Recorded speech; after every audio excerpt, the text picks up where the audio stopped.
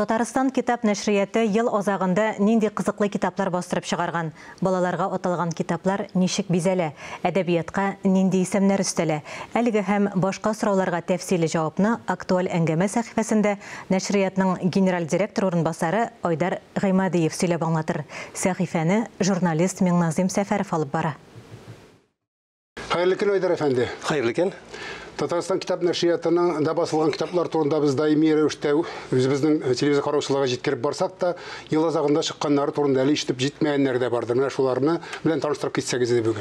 Чынлап та социаль әһәмиятле әдәбият исемлегендә безнең ел сайын 70-80 исемдә китап бар. Һәм аларның арасында төрлесе бар. Менә иң кызыклары, узган елда чыккан китаплар арасында иң кызыклары менә бу ел азагында декабрь айында басылып чыктылар. Һәм мин аларны менә монда бүген алып килдем. Бираздан алар турында әйтеп киттек. Беренче чиратта алар балалар китаплары, балалардан башлыйк, балалар өчен китаплар. Шушындай бер серия безнең басылып чыкты. Ул беренче адым дип атала. Ягъни монда bu китапларны балалар бакчаларында файдаланырга мөмкин. Әти-әнигә, гаиләдә менә бала белән мавыгып, аның өчен кызыклы итеп укырга була. Монда шигырьләр, хикәяләр белән алар шундый төсле рәсемле, алар менә төсле рәсем белән бирелгән һәм балаларның төсләре менә балалар өчен, балалар күзе өчен стандартларга туры китерелгән һәм алар гомумән бу китаплар безнең федераль стандартлар белән эшләнгән. Төсләр мәсьәләсендә дә һәм хәрефләрен. Бу серия дип әйттегез инде. Бу серия монда аның авторы Кафия Закирова, билгеле тәрбияче, менә ул 0 яшьтән 3 яшькә хәтле башта, аннан инде 3 яшьтән 5 яшькә һәм 5 яшьтән 7 яшькә. Менә шушындый тәртип белән ул алып барыла. Ягъни бу менә безнең теге татар баласы өчен аның белән беренче адымнар ясаган вакытта иң файдалы бер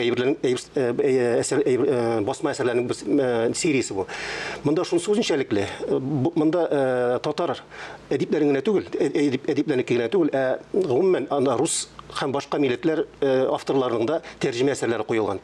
Бик озак еллар буе басылып, соңгы тапкыр 84 елда басылып чыккан. Нәкъ Исәнбәтнең балалар фольклоры басылып чыкты. Ул инде төрле сәбәпләр аркасында теге чират җитмәгән. Менә быел менә ниһаять инде 30 елдан соң артык. Тансың ниһаять менә бу фольклор басылып чыкты. Бу безнең бик зур мирас. Бу балалар фольклоры, ягъни шулай балалар җырлары, әкиятләр, токмаклар, монда мәзәкләр, менә сынамышлар, менә балаларга мөнәсәбәтле аерым бирелгән, аерым әзерләнгән балалар фольклоры. Кадерле китап икән. Бу әдияниләр өчен чынлап та безнең милли мирасыбыз, бу чынлап та безнең зур байлык, хәзинә инде бу. Әдәби әсәрләрдән билгеләү керек, менә бу күңелгә илһам килә дигән җыентыкны. Монда 26 яшь автор, яшькә түгел, әле моңарча аларның әсәрләре басылмаган, бик һәм күтәрелеп килүче авторлар булар безнең. Монда шигырьләр, проза әсәрләре һәм гомумән бик менә бу китап яшьләр өчен күбрәк кызык булачак дип уйлыйм мин. Һәркем үзенә исем таба алачак моннан, әйме? Һәркем үзенә исем таба алачак һәм өлкән укучыга да кызык булыр. Чөнки теге моңарча күнеккән язмалар түгел монда. Нәкъ менә яңа сулыш белән язылган яңа авторлар. Аннан соң тагын бер китап булса инде шулай менә иң кызыклысыларның белән берсе Марсель Галиевның Чытырманлык дип аталган җыентык. Бу Марсель Галиевның тәрҗемә әсәрләре монда. Төрле авторларның анда Максим Горький, Пушкин һәм шулар арасында Чытырманлык дип аталган япон язучысының тәрҗемәсе бер әсәрен бирә ул. Һәм миңа калса иң уңышлысы уларның теге аның әсәре теге бердән-бер монда. Ринусуке Акигатава дигән язучы һәм аның эчендә менә бу Чытырманлык чынлап та сүз белән аңлата торган түгел. Бу классик, ул инде бик озак яшәмәгән автор үз заманында, ләкин менә бу китапны мин әдәбият сөючеләргә тәкъдим итәм. Чынлап та менә хәтта менә шул беренче чиратта шул Чытырманлык дигән әсәрен укый башлап. Галиев монда бик зур безгә бик ашышасы тирән мәгънәле зур шундый кызыклы әсәр. Аннан соң инде безнең менә монда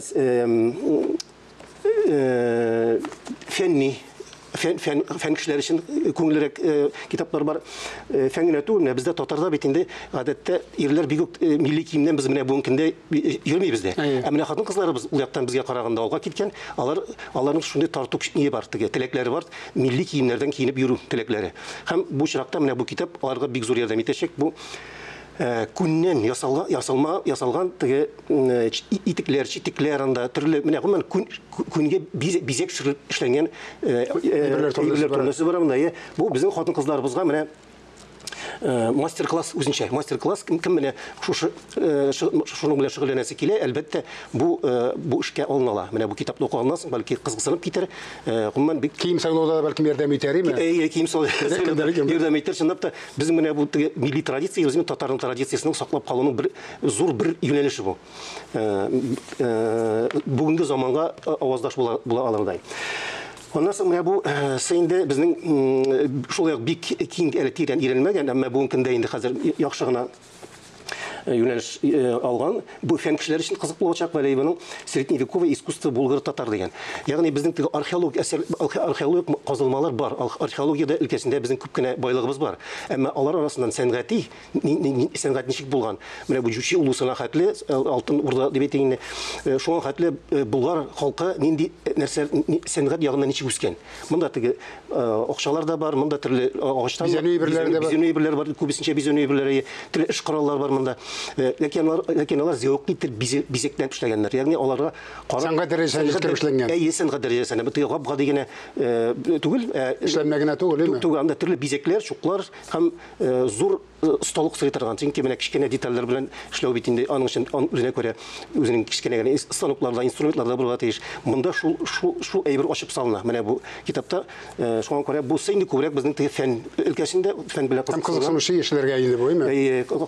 Бу өлкәдә кешеләргә, то есть укучыларга ул кызыклы булачак. Рәхмәт, шуннан да киң диапазонда балалардан алып, фән эшләренә кадәр аталган китаплар, укыйм дигән кешегә китаплар җитәрлек.